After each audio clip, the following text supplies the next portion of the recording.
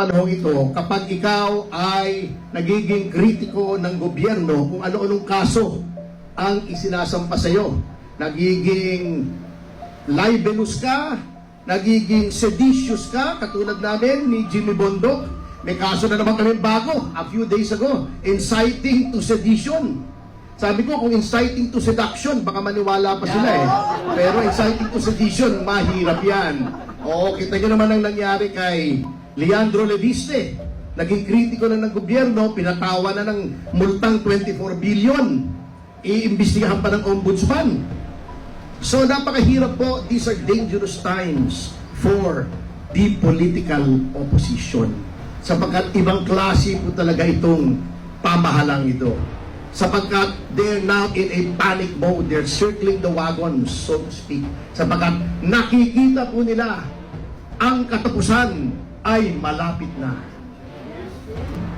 Meron daw isang trip si Pangulong Marcos Jr. out of town. So, nandun sila sa isang helicopter. Nung pababa na sila, nakita nila maraming tao, inaabangan si Pangulong Marcos Jr. Sabi ni, may mga kasama siya, yung mga miyembro ng gabinete niya. Kasama doon si Larry Gadon, nandun sa helicopter. Sabi ni Larry Gadon, Mr. President, meron akong 1,000 pesos dito. Ihagis kaya natin sa bintana. Yung makakapulot noon, may isang magiging masayang Pilipino ngayong hapon na ito. Sabi ni Larry Gadon. Sabi ni Ralph Recto, mali ka, Larry. Ito, 2,500 piso.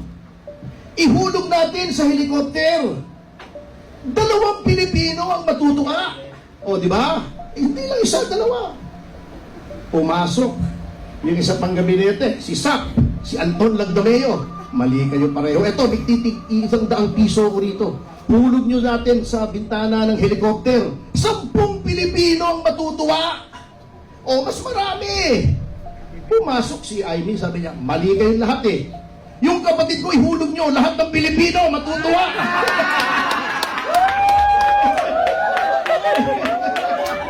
Yun ang consultative democracy. Yung konsulta kung sino mas maraming matutuwa. Kaya ako ay nagagalag talaga. May ka ng kaso.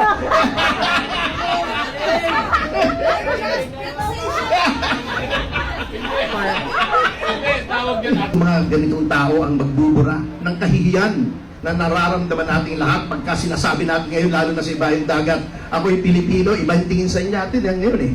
Napakasama ng tingin sa mga Pilipino ngayon, hindi katulad ng panahon ni Tatay Digong, na pag sinabi mong ako'y Pilipino, President Duterte. Ngayon, ako'y Pilipino. Iba tingin talaga. So, I'm very happy to serve without any expectation of recompense, without any quid pro quo. Maglilingkod lang po tayo ng walang kapalit